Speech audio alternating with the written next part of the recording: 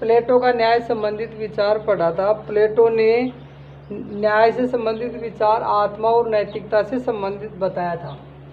भाई जो न्याय व्यवस्था है, ये न्याय व्यवस्था देखिए, हम विभिन्न जो विचारक हैं इनके माध्यम से ये चीज़ समझना चाहते हैं कि भाई आज का जो न्याय का स्वरूप है वो पहले प्राचीन काल में किस रूप में था।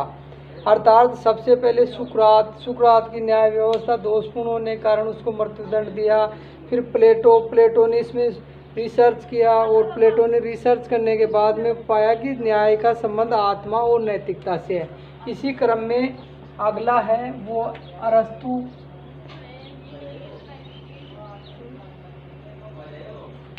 का न्याय संबंधित विचार।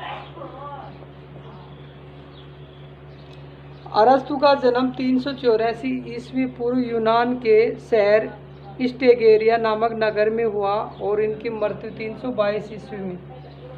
ये जो है प्लेटो के शिष्य थे।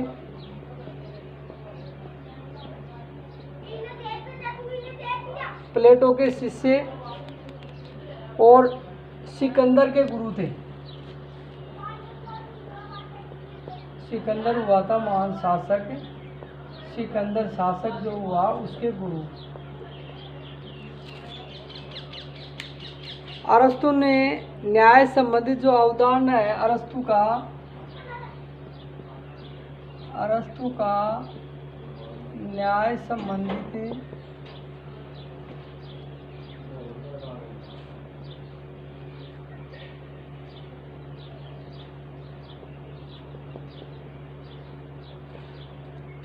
अरस्तु का न्याय संबंधित अवधारणा का वर्णन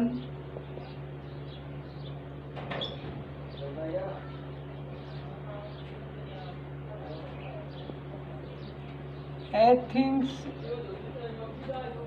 ग्रंथ में है। इस ग्रंथ में उन्होंने जो है न्याय की विस्तृत व्याख्या की है। अरस्तु ने न्याय को समानुपातिक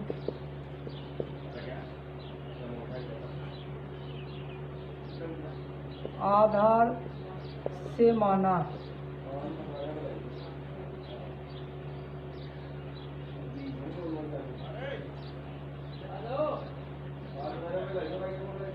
अरस्तु ने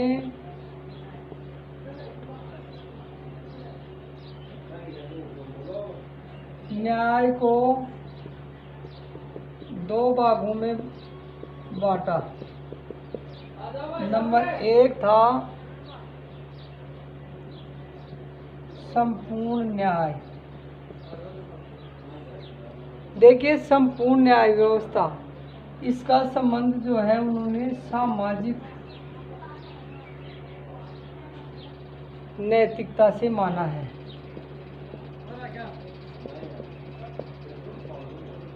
अर्थात संपूर्ण न्याय, संपूर्ण का मतलब जिसमें पूरा सामाजिक परिवार हमारा जो है सामाजिक नैतिकता से जो है प्रत्येक व्यक्ति अपना सामाजिक नैतिकता से प्रत्येक व्यक्ति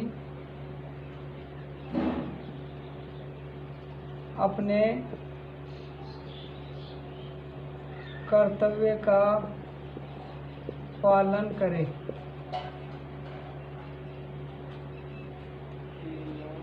दूसरा जो है विशेष न्याय। विशेष न्याय में देखिए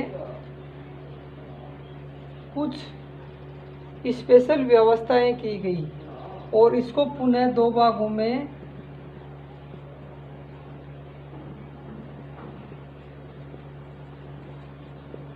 बांट दिया गया। नंबर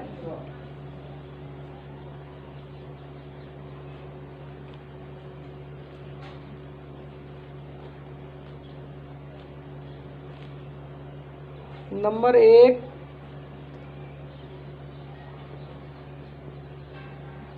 वितरणात्मक न्याय व्यवस्था। देखिए, वितरण शब्द का मतलब होता है बांटना, विभाजन करना। अर्थात यहाँ न्याय जो है उसको किस रूप में बांटे। अरस्तु ने बताया है कि न्याय व्यवस्था को आनुपातिक या समानुपातिक, आनुपातिक या समानुपातिक आधार पर वितरित किया जाए।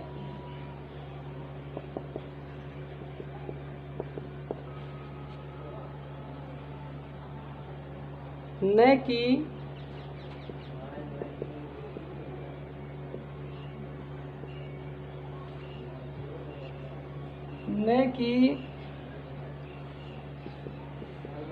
अंकगणितीय आधार पर। अंकगणितीय आधार का मतलब ये है कि मान लीजिए हमारे पास 10 पुरस्कार हैं और 5 राज्यों को बांटना है, वितरित करना है। तो हम प्रत्येक राज्य में 2-2 पुरस्कार वितरित कर देते हैं। लेकिन अरस्तु का मानना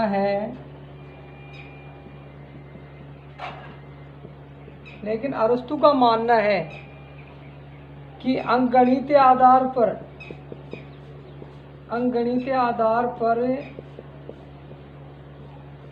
पुरस्कार, पद, सम्मान, धन संपदा आदि को व्यक्ति की योग्यता एवं क्षमता के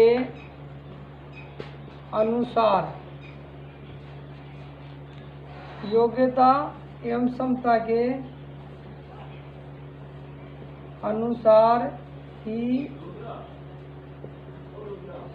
वितरित की जानी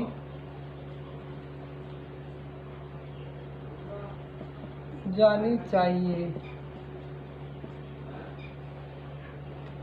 क्योंकि एक योग्य व्यक्ति को यदि शासक बना दिया जाए तो वो सही रूप से शासन व्यवस्था संचालित नहीं कर पाएगा।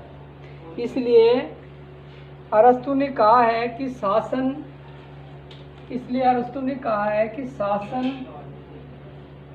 की बागडोर उसी व्यक्ति को दी जाए जिसमें शासन करने की क्षमता और योग्यता हो। इसलिए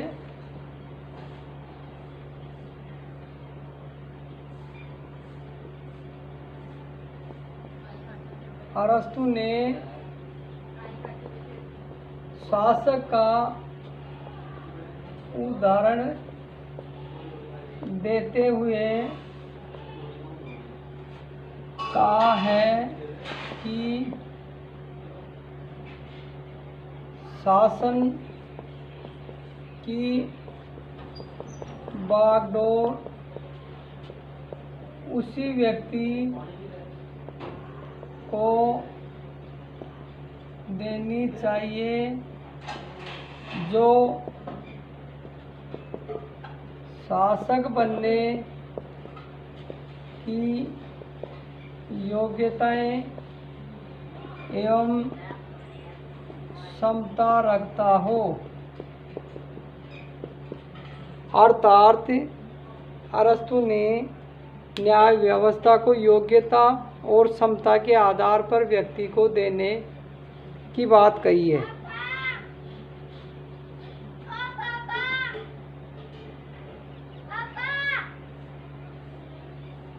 इसी क्रम में दूसरा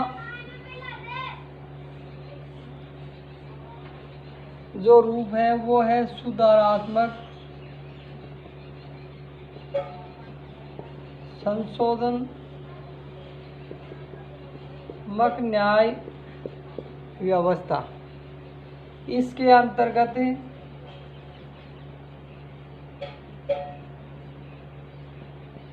परस्पर लेन देन, परस्पर जो लेन देन है वो नियमित होनी चाहिए, व्यवस्थित होनी चाहिए, होनी चाहिए। अपराधी को अपराध का दंड, अपराधी को अपराध का दंड देना चाहिए।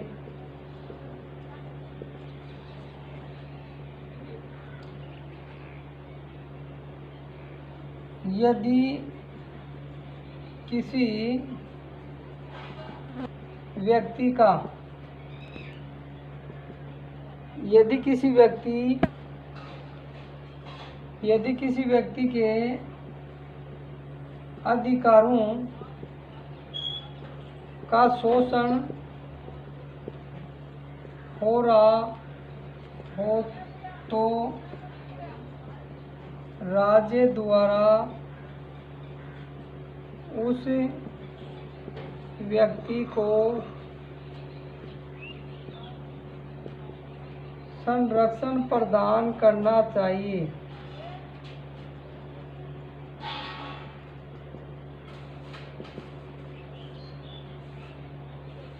अर्थात कानून द्वारा उस व्यक्ति का यदि कोई शोषण कर रहा है तो उस शोषित वर्ग को संरक्षण प्रदान करना चाहिए, ये राज्य का कर्तव्य है। यह व्यवस्था जो है अरस्तु ने बताई। अरस्तु ने न्याय संबंधित व्यवस्था को वितरणात्मक, सुधारात्मक न्याय के रूप में, दो रूपों में बताया है। इसके बाद में हम अध्ययन करेंगे अरस्तु और प्लेटो के न्याय संबंधित, तुलनात्मक न्याय संबंधित विचारों की।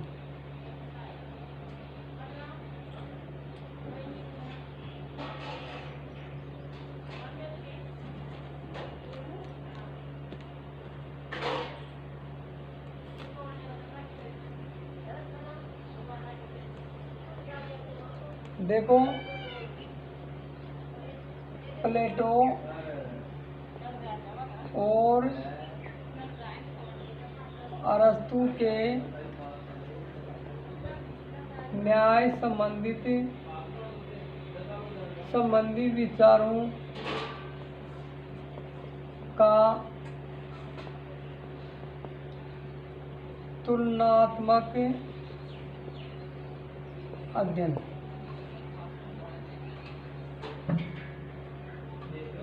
अरस्तु ने, देखिए, प्लेटो ने न्याय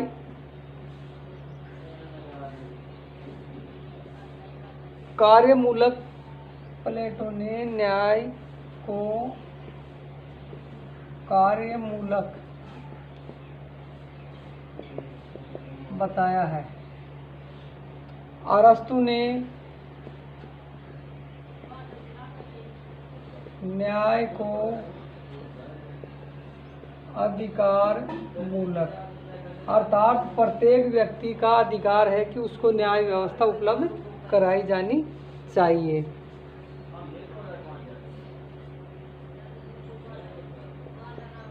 प्लेटो की न्याय व्यवस्था आंतरिक है, अर्थात आत्मा से संबंधित,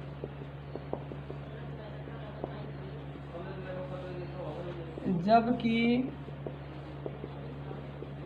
अरस्तु की न्याय व्यवस्था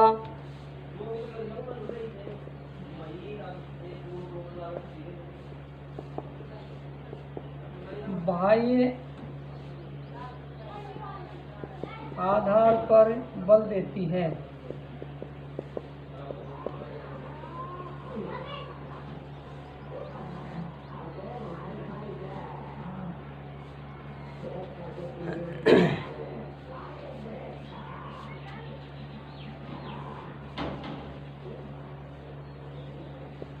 प्लेटो ने न्याय को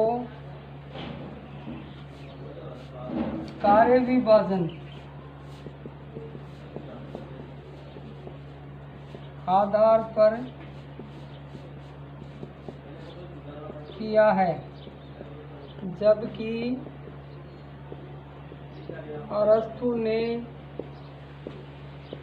न्याय व्यवस्था को समानुपातिक